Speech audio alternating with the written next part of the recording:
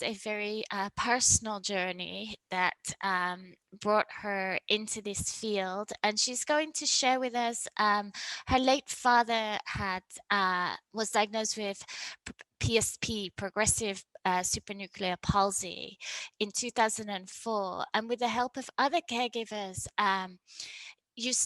Robin started the San Francisco area PSP support group, and this became the Brain Support Network in 2005, with the expansion to include MSA, CJD, I think, right? And then Lewy body dementia. With the donation of Larry's brain in 2007 to the Mayo Clinic, Jacksonville, Florida, that was the first organized brain donation you did. And since then, the Brain Support Network has helped nearly 1,000 families, including many with MSA, with brain donation. So, Robin, I know that this is a very emotive topic. But it's an extremely important topic, and we are very grateful on behalf of MSA New Jersey to have you spend the afternoon with us. So why don't you take it away for us? Thank you. Sounds good, and I think so glad to be here, and I think the Robert from MSA New Jersey is going to show the presentation I have. Yes, he's in the process of loading it. Just stand by for a Sounds moment, good. everyone. Okay. Yep. Oh, I did want to make a small, not very important correction for here, but the fourth group, or the fourth disorder and part of our local support group, is CBD, corticobasal degeneration. It looks a lot like PSP, so that's why we include the 4 disorders. And indeed, MSA can look a lot like PSP, as we have seen through brain donation studies. So I know Robert's trying to get the presentation to go. Thanks for that, Robin.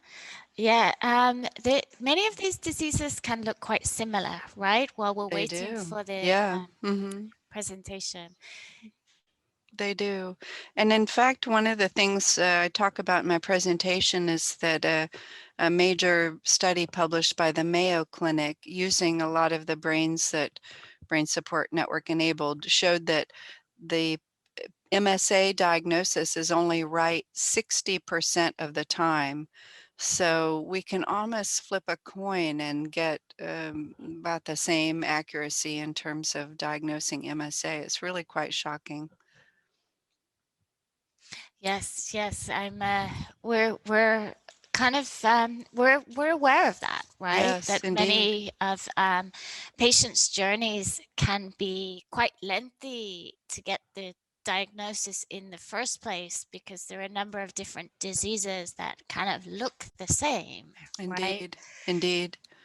And I think one of the things you're probably very sensitive to, Lucy, is that being part of the NYU Autonomic Center, is that clinicians often see autonomic issues and assume that that must mean MSA, when in fact it could mean Parkinson's disease or Lewy body dementia.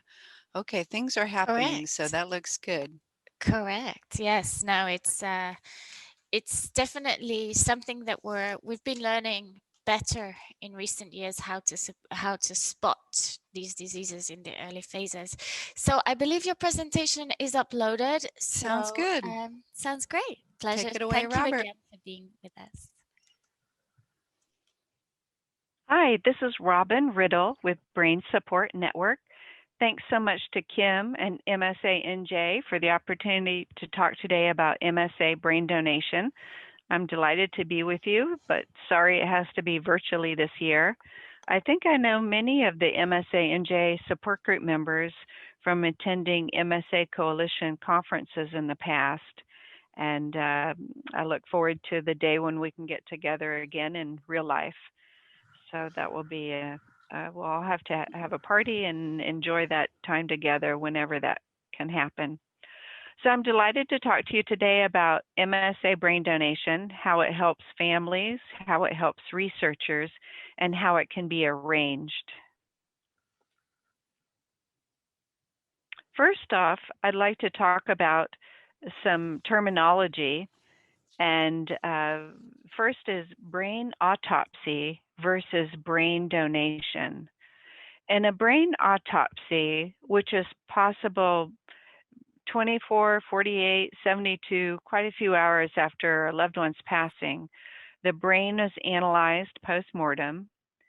Reports that are sent to families are very rarely prepared by a neuropathologist. Usually they're just prepared by a pathologist. And in the case of a brain autopsy, the brain is destroyed after it's analyzed.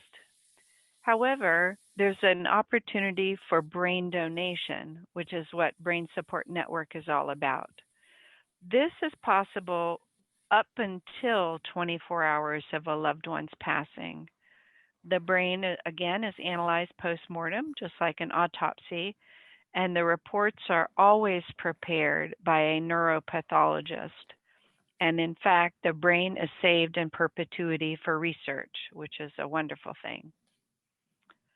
There are two key reasons for brain donation.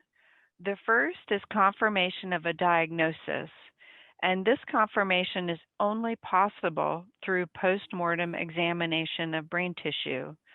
Unfortunately, right now, there are no biomarkers, so there's no way to say when someone is alive for sure whether they have MSA or some other neurological disease. Having a diagnosis can provide closure and peace of mind to families. It can let families know what caused the symptoms that they had been dealing with. This may be helpful to children, grandchildren, and siblings. And there is, in fact, an incorrect diagnosis in 40% of all MSA cases, which is quite a high number. The second reason for brain donation is that it enables research into the causes, treatments, and cure for MSA. The diagnostic criteria for MSA are based on confirmed cases of MSA, and so the criteria are only as good as the support we have in the community for brain donation. Brain tissue is also required for genetic analysis, imaging studies, and validation of future biomarkers. There's an example here of a brain bank study that was published in 2015, and it's a very important study. It's called, the long title is When Dementia with Lewy Bodies, Parkinson's Disease, and Progressive Supranuclear Palsy Masquerade as Multiple System Atrophy. This was a Mayo Jacksonville published study, and in fact, Brain Support Network provided 25% of the 135 brains used in this study. And as I mentioned, the diagnosis of someone alive with MSA is wrong 40% of the time. And the two most common misdiagnoses are dementia with Lewy bodies, also called Lewy body dementia, and Parkinson's disease. And the third would be progressive supranuclear palsy. MSA research is made possible through brain donation. One question that we've had in the MSA community for quite a few years, at least as long as I've been in the community, is whether cognitive impairment is part of MSA and what that might look like. Also, is dementia part of MSA? What if dementia happens early in the disease course? Would we still call that MSA, or is that likely a different disease, such as Lewy body dementia? Are hallucinations and delusions part of MSA? We can also know through brain donation what the expected disease course and prognosis is of someone with MSA. And having a correct diagnosis is very important so that we enroll the right people in research studies.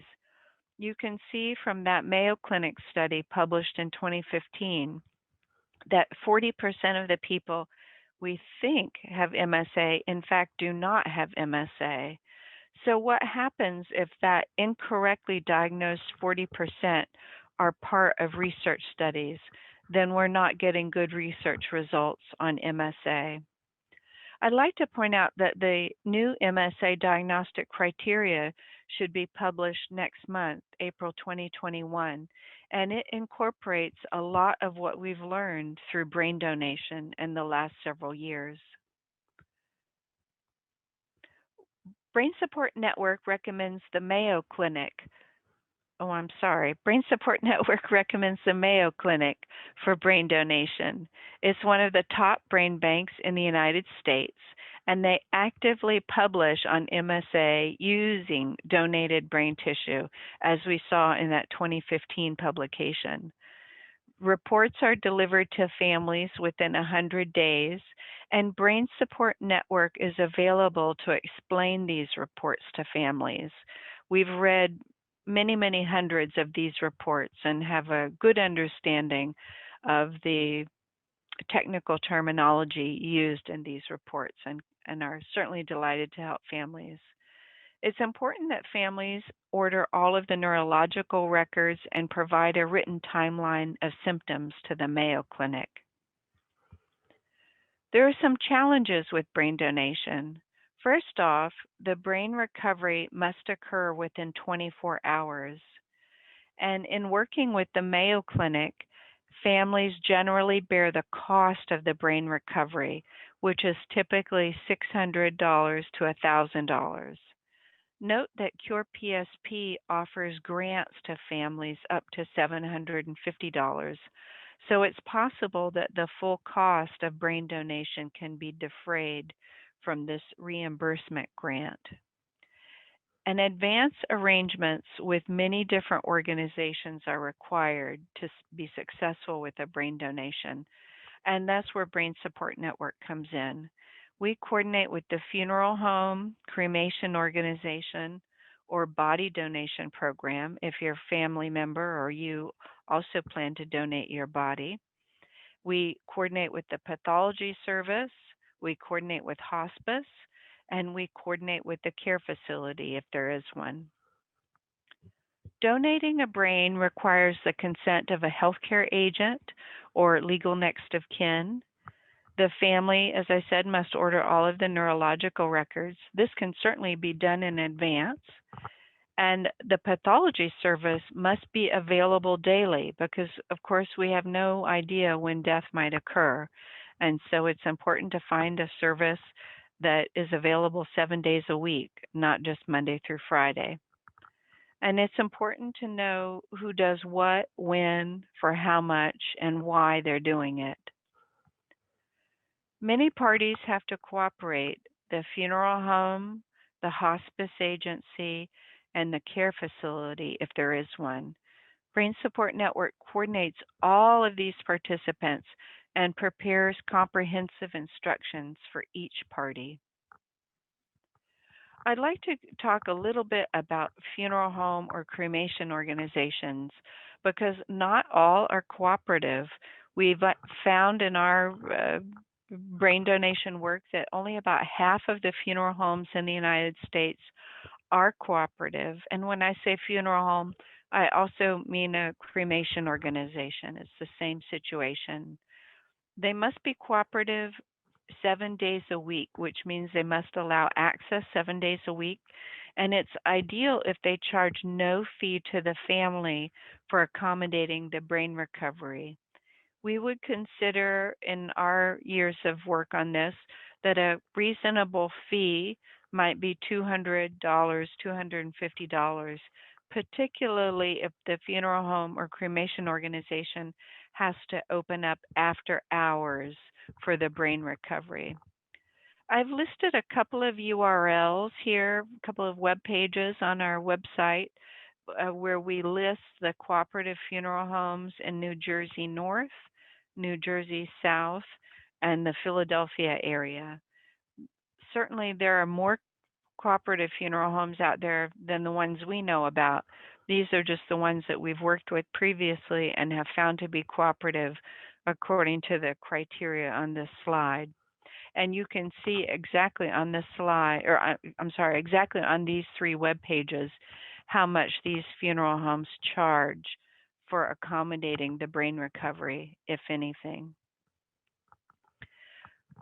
Brain Support Network requests a pay it forward charitable contribution from every family we help. For every $500 donated, we can help another family with comprehensive brain donation arrangements. Certainly, memorial contributions in lieu of flowers are welcome. So, we suggest that you start brain donation arrangements when the intended donor is receiving hospice or palliative care, has been hospitalized, or is actively dying or transitioning. For MSA, we encourage anyone to contact us now in the process because many people with diagnosed with MSA pass away even before entering hospice. And this, of course, makes brain donation much more difficult to achieve because the county coroner has to be involved. And so we may not hit that 24-hour deadline, but having arrangements in advance gives us a better chance, a better likelihood of achieving the brain donation. We encourage you to check out Brain Support Network's website. We have a whole section on brain donation with a lot of information. We have some terrific case studies. Katie Kim, who was an MSA NJ support group member for many years until she passed away. There's a case study about her. MSA was in fact confirmed. Case study of Bob Thomas, Joel Tavet. They both had MSA, as well as John Inez Pastor. These 4 people were diagnosed with MSA during life, and in fact, the MSA diagnosis was confirmed upon their passing. In contrast, there's a case study of Jack Campbell, who was diagnosed with MSA during life, but in fact, it was found he had Parkinson's disease. This, I'm sorry to say, was a missed opportunity because if we had known he had typical Parkinson's disease, the family could have tried Sinemet, a higher dose of Sinemet, and perhaps Jack Campbell would have gotten some relief with Parkinson's related medications. There's another case study of Joseph Nicolazzi. He was diagnosed with MSA during life, but in fact had Lewy body dementia. He unfortunately was given medications that people with Lewy body dementia should not be given, and they made his Parkinsonism symptoms far worse. So if he had been accurately diagnosed with Lewy body dementia during life, again, different medications could have been available to him or have not been prescribed for him given that diagnosis. We have on our website an extensive list of frequently asked questions, and there's a process document you can see on the right of the slide indicating what the donor's family needs to do and what Brain Support Network does at each step. We encourage you to go to our website, brainsupportnetwork.org or brainsupportnetwork.com, either one works, and fill out our soon or immediate need form. This form will indicate that you or your family member has MSA, and it tells us what funeral home you plan to use.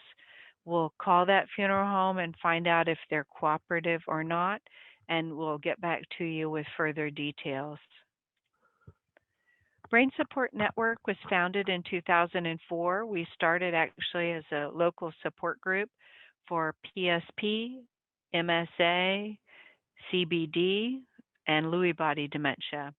We became registered as a 501c3 nonprofit in 2012. We have 7 employees. Everyone's working from home. Even prior to the pandemic, we were all working from home. We don't have an office.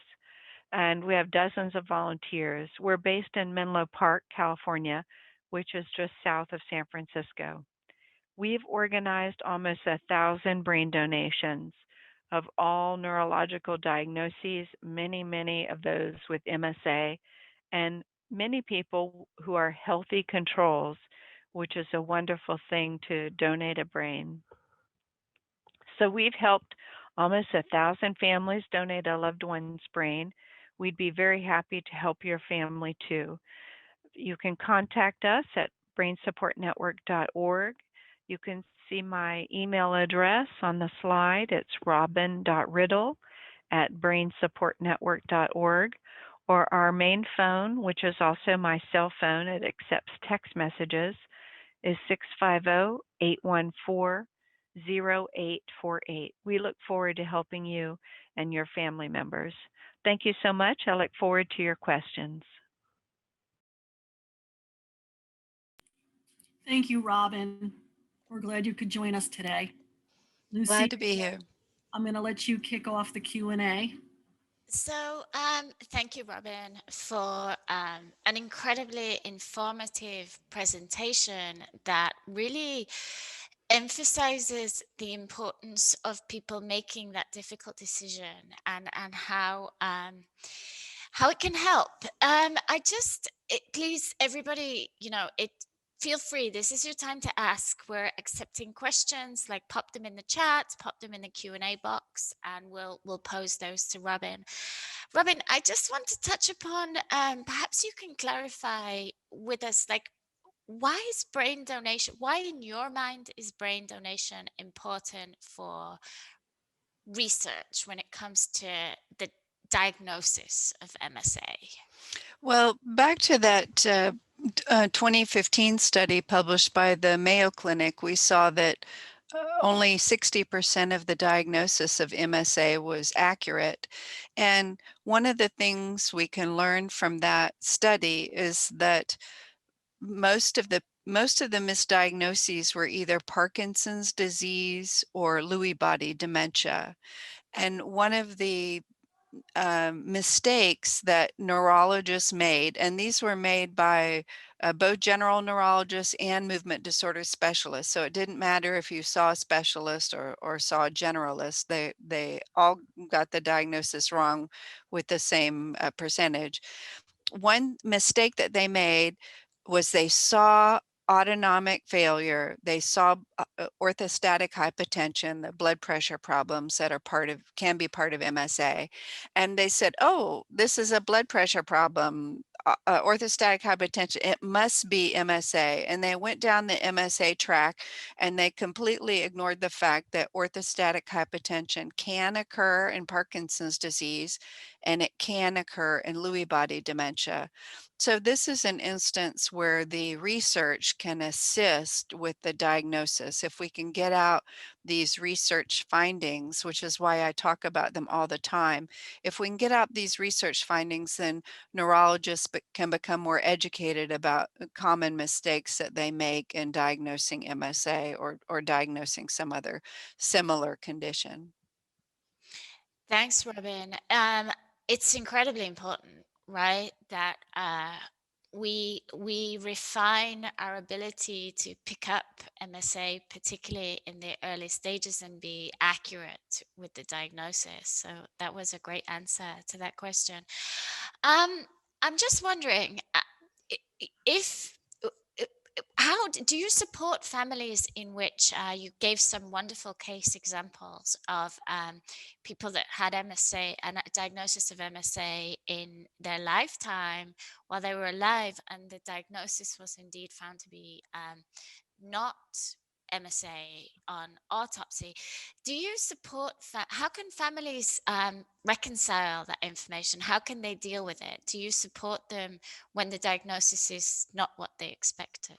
Of course, yes. And one important thing is that we assist families in reading and deciphering, understanding the neuropathology reports, because these reports are written in very specialized language and are very hard to understand. So we've read many hundreds of these reports, and yes, we're lay people, but we have a lot of experience with understanding these reports. And so we first of all help families explain them, explain the reports to the families, and then we help with that understanding and that sometimes it's disappointment that the diagnosis was wrong, and sometimes it can be anger, in fact, that the diagnosis was wrong. And sometimes it can be a great relief because maybe they felt that we had a person just last week diagnosed with MSA during life, but it ended up being ALS, Lou Gehrig's disease. Mhm. And this helped explain some strange symptoms, some spasticity that the person was having that wasn't really part of the MSA diagnostic criteria. So the family felt great relief that they finally had an answer. But yes, sometimes it can be, families can experience anger. And generally, what we say is that, of course, you have a right to be angry and have your own emotional response to these reports, because it can be very, very challenging to come to terms with.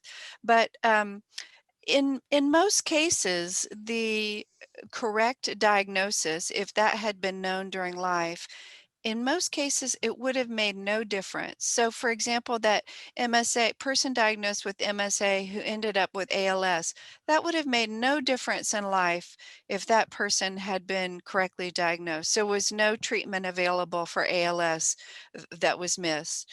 In the couple of cases I gave about case studies, in a few cases, it would have made a difference. So, in the case where MSA was diagnosed and it would have been Parkinson's disease, that particular gentleman, Jack Campbell, he had been given Sinemet, but he felt nauseated with the Sinemet and didn't proceed.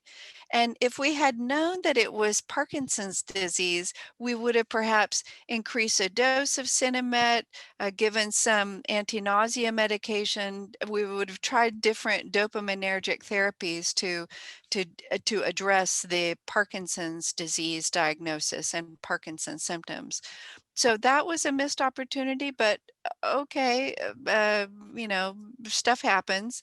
And in the case of the gentleman diagnosed with MSA during life, and it ended up being Lewy body dementia, in that case, some medications were given to that gentleman that should not have been given to somebody with Lewy body dementia, and that made symptoms worse. In general, we tell when people join our local support group or contact us, we tell them it doesn't really matter what the diagnosis is, that clinicians have to treat the symptoms. And we're glad to have you as part of our local support group, as part of our community. But again, doesn't really matter what three-letter acronym you've been given. We're just helping you and supporting you along the way. And along the way includes after the brain donation and after the results have been found. Thanks, Robin. I think you touched on there, if I understand you correctly, a very important point that what we have available as therapies for most, right, neurodegenerative Right. brain diseases are symptomatic treatments, Hmm. right? So Right. with um, with disease modifying therapies potentially in the pipeline, the story may change in the future, but we are still treating symptoms, and many drugs, some you cannot give to one disease or the other, but many drugs may in fact help across different diagnoses, right? If I'm That's hearing very you true, correctly. and that's very true, and that brings up another point when you raise a disease-modifying drug. So, if we have a disease-modifying drug and it works against alpha-synuclein, for example, and it might work in therefore MSA, it's very important to get that diagnosis right, because if you're dealing with progressive supranuclear palsy, that disease-modifying drug on alpha-synuclein is not going to help someone with PSP. So it's really important as we go forward and as we're able to target more specific therapies to specific disorders, it's important to get that diagnosis right. And similarly, it's important to get the diagnosis right when we do research, clinical research. So if we look back at that Mayo Clinic study where 60% of the diagnoses were right and 40% were wrong, if all of those people were in a clinical research study on MSA, we wouldn't have accurate results because 40% of them actually wouldn't have MSA. And so we really need to solve this diagnosis accuracy problem if we're going to make any headway on clinical research. No, I fully, I hear where you're coming from with that, and I think when it comes to that particular study that you're referring to with the 40% misdiagnosis, it was an important learning point for the community. Um, do you want to comment on how, I know you said that we're working towards improved diagnoses.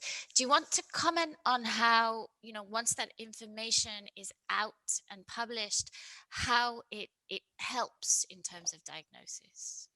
Well, you may be better placed than I am to address that, but certainly in the lay community, when people join our local support group and certainly on online forums, when somebody says, I have MSA, but I have dementia and I'm taking Alzheimer's medications, and oh, by the way, I'm having hallucinations and delusions, then I generally suggest to that person, I really encourage you to go back to your neurologist, explain these symptoms, provide this Mayo Clinic research study suggests that perhaps a diagnosis might be Lewy body dementia, and could you get a second opinion? So that's all that we can do on a layperson end, but perhaps you can explain how clinicians can take these findings into account. Well, I think that, thanks, Robin. I think you gave a great answer there. And, it's just awareness, right? Like you touched upon. It's awareness and this thinking of like being able to monitor for different symptoms, not being sort of rigid and thinking, this is MSA, when, like you say, things like hallucinations may not fit, or rapid decline in cognitive function to the point of dementia.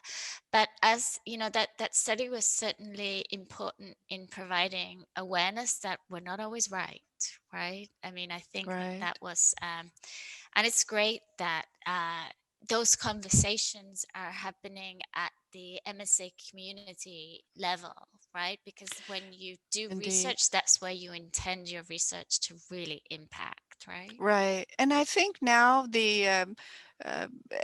people may know that next month the MSA diagnostic criteria will be revised and republished. And that diagnostic criteria, the revision of it is based in large part on these brain donation studies, because it's the only way for sure that we know that we're talking about confirmed MSA and what symptoms are involved. So I think by the MSA community has been very good. The MSA clinician and research community has been very good about uh, revising the diagnostic criteria. It's already been revised a couple of times, and I think it's wonderful. It's going to be revised again, and hopefully these findings can get out to the clinician community as well. So, thanks, Robin. That's it's all a team. It's all working together. It's all, we're nobody can do this alone, right? I just want to touch upon, it's a difficult time, right? It's a Mm. difficult time when this happens. There's a lot going on. Are the rules the same in San Francisco, New Jersey, New York? How might brain donation differ in different states? Oh, I really appreciate that question because it gives me an opportunity to talk specifically about New York, which is a big problem. Um, in general, we are in California. We're based in San Francisco Bay Area, and we've done about 1,000. We're on the verge of hitting that 1,000 brain donation milestone. And of those 1,000, most have not been in the San Francisco Bay Areas, and we help families throughout the United States. A few states give us problems, and we have yet to succeed with um, consistent brain donation. One state, for example, is Hawaii. We have not been able to find any pathology resources in Hawaii. But in the Philadelphia area, in greater Pennsylvania, we've had very good luck and we have good pathology resources. And in general, we've been able to find funeral homes that are cooperative. And I provided that list of the webpage of it's brainsupportnetwork.org/Philly or /Philadelphia. And that gives the friendly funeral homes in the Philadelphia area. And we sometimes, we generally have good luck in New Jersey. And I also provided those web pages, brainsupportnetwork.org/NJ South and NJ North. And we do have good pathology resources and generally good cooperative funeral homes.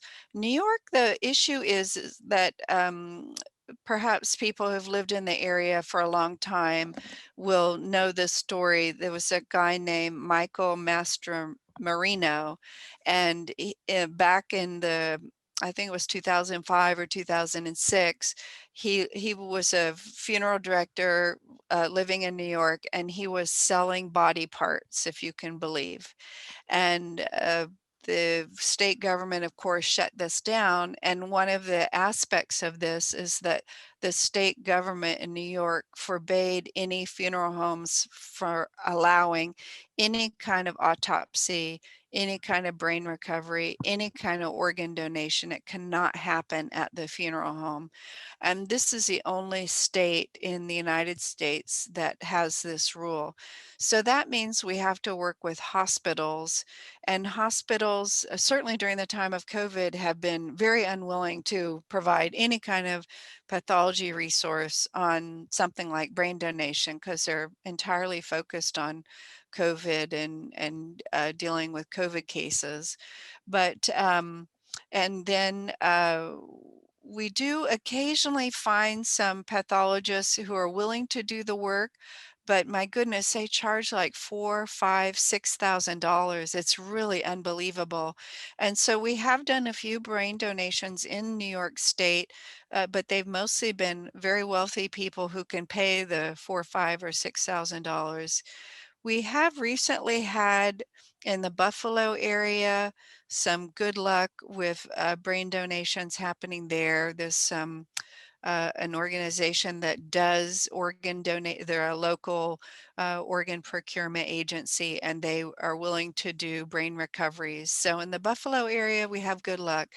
In general, what we tell people who contact us in New York State to do is, if you've been seen at Columbia, if you've been seen at NYU, if you've been seen at Mount Sinai, contact those places because they all have brain banks and they're willing to encourage and accommodate brain donation for MSA. So New York's very hard, but most of the other states are doable. Mhm.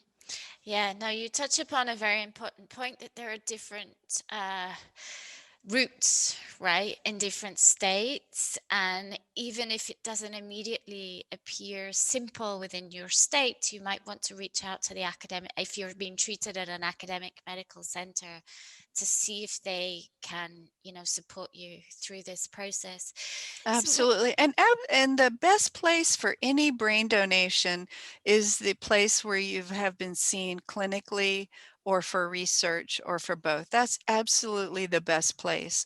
And what we're doing is we're accommodating brain donation for all those people who have been seen at places other than major university medical centers who they don't have brain banks.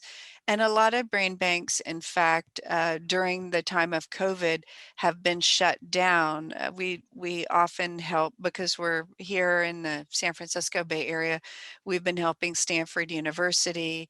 We've been helping other brain banks. Harvard Brain Bank was closed for a very long time, and even now requires a COVID test before they'll accept a brain donation. So COVID has thrown a wrench into a lot of situations, and so we're able to help a lot of places that normally would have been able to accept the brain themselves. But far and away, the best place to donate a brain is the place where you've been seen clinically or for research. That's very helpful, Robin. Thank you.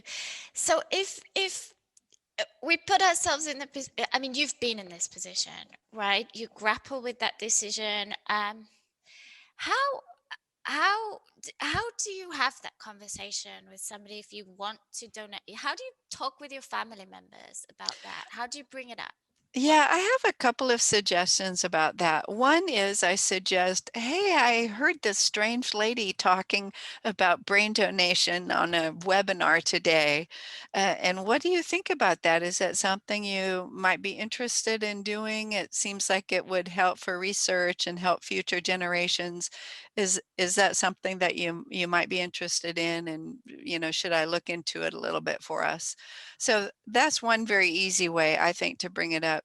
How I brought it up with my father was I didn't want to say, oh my gosh, Dad, you have PSP and it's this terrible disease and you're going to die. I didn't want to have a conversation with him like that. And so what we did was my husband and I sat down with him one day and we said, what funeral home do you want to use? What do you want cremation? Do you want burial? Do you want any kind of a service? Where should we spread your ashes? All these kinds of things. And we asked him, and we also asked, my husband and I asked each other. And so it was a conversation where all three of us were talking about the same thing. So it wasn't, oh my dad, you're going to die. It was, you're going to die, I'm going to die, my husband's going to die. Let's all three discuss what arrangements we'd like to have. And then at that time, I said, Dad, there's something called brain donation. It would really be good if I know and my brother know exactly what you had, and it could help other people with research. Is this something you're willing to do? And in support of that, if you do it, I'm going to donate my brain and my husband will donate his brain. So it was a decision that all three of us made. And so I'm actually on the hook and my husband's on the hook for both donating our brains. And who knows if we'll be neurologically normal when that time comes. Most of us have some kind of pathology in our brains as we age, as we get into our 60s and 70s, things start happening in our brains. For us, that was a good way to have the conversation where it was not focused on my father, but it was focused on end of life planning for all three of us. And it was an easy way to have the conversation. Thanks, Robin, for your incredibly personal story as to how that was. That was addressed in your family, right, and brought up. Yes. Anybody, please don't be shy. It's a difficult topic, but we're fortunate enough at MSA New Jersey today to have Robin with us. So please feel free to shoot us a message. If it's private, we can keep it confidential and just reach out with any potential questions that you may have. Nothing, don't be shy. Don't be shy. So, Robin, I have one question for you. When somebody has made this difficult decision, decided to donate a brain, they go through the process of making it happen. Do they know how their brain? Do they get a say in how their brain is going to be used? Or how do they know once they make this decision and they give that beautiful gift of a brain to help research? How would it be used? Uh, in several ways, they can know. So, of course, the donor themselves would know. We encourage all donors to know about what brain bank they're donating to. But so many of the calls we get, so for example, we've done um, in the month of January, there were 31 days in January and we did 28 brain donations. And in that month, of those 28 brain donations, I would say 8 were planned in advance and 20 were not, planned at the very last minute. So of those 8 that were planned in advance, those donors were certainly aware of the brain donation. They were involved in it. They were invested in it. This was something that the donor themselves wanted to do and felt very positive about, which is a wonderful thing because it's a wonderful gift. So in those cases, we let the donor know what kind of research has already gone on in their particular disorder, whether it be MSA or something else, where we tell them what research has been published based upon past donations for similar disorders. And we assure them that the brain donation to the Mayo Clinic is the right place because that's a brain bank that actively publishes research utilizing donated brain tissue. So in the future, when the person has passed away and the brain is available for research, families can know what research has been published with their donated brain in a couple of ways. One way is to ask us because we monitor all of the published research on brain donation. The other way is to utilize a service called PubMed, and it's at med.gov, and it's a fantastic service by the NIH that lists all in English, all of the articles published around the world in about particular disorders. Yes, thank you. PubMed.gov, service of NIH. And PubMed, if you do a search, as I have done many times, so I do a search of multiple system atrophy, autopsy confirmed, and let it rip and see what happens. And if I want to know particularly about the Mayo Clinic, if a brain's been donated to the Mayo Clinic, I say multiple system atrophy, autopsy confirmed, Mayo Clinic, and it'll spit back all of the articles published on autopsy confirmed MSA by the Mayo Clinic or by whomever. So this is best way, and you can get on the PubMed, you can ask PubMed to email you whenever any article is published meeting that search criteria. And so every few days or so, because I monitor quite a lot of diagnoses, I receive an email from PubMed letting me know that a journal article has been published and I can go and read it. And the abstracts are all available at no charge. And if a family ever wants to have the full article and it's available for a fee, Brain Support Network is happy to pay that fee and make the article available for the family. We consider that certainly within our realm of services we provide. So yes, it is possible to know what research has been published utilizing a donated brain. Thanks, Robin. That's so again, PubMed is a place where you can read like the what's called abstracts, which are short summaries of papers written for the scientific community. But you see, the Brain Support Network would obviously be a great place for people to go and like you say, help go through what the actual meaningfulness of that is.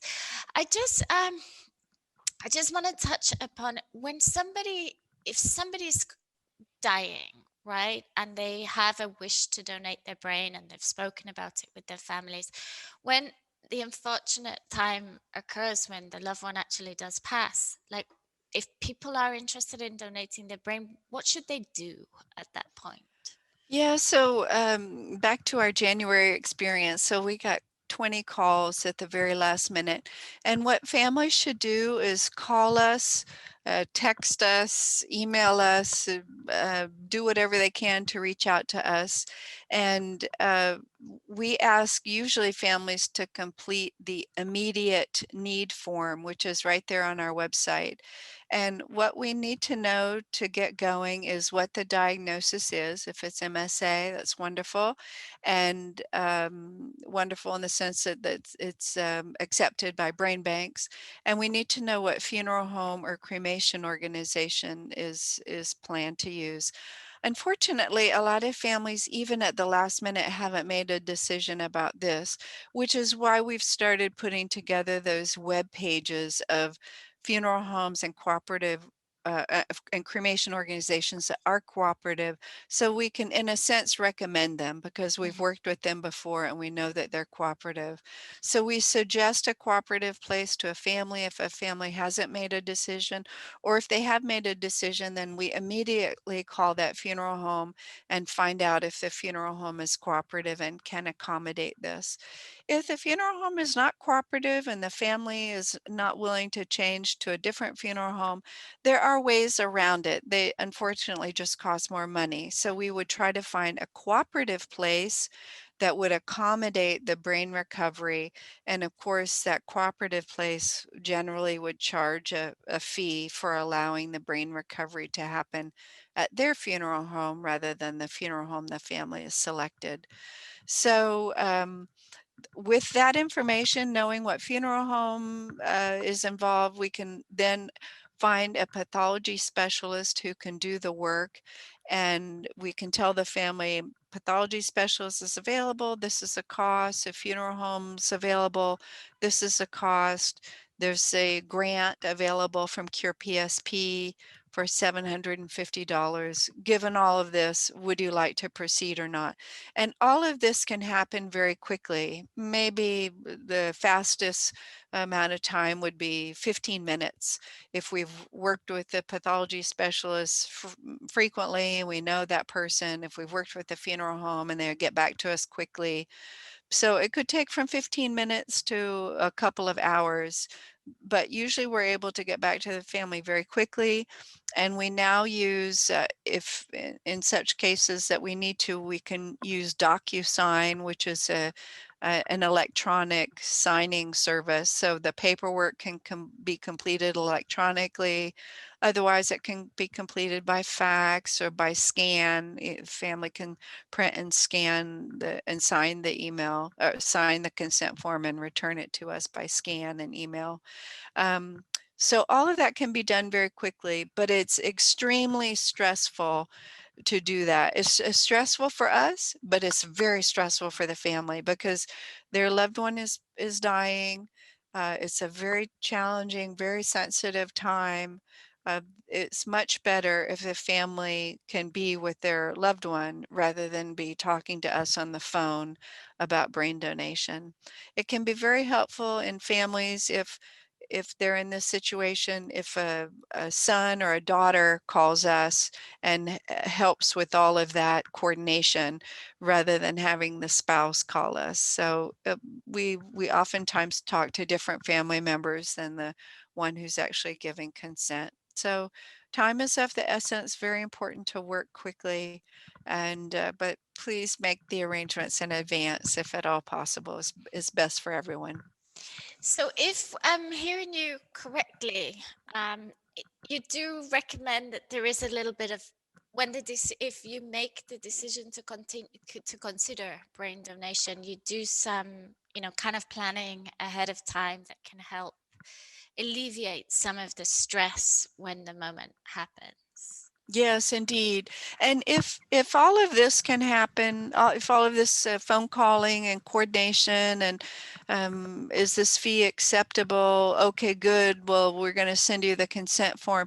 If all of that can happen days, weeks, months before someone's passing, that's a wonderful thing because then all of the work can be done.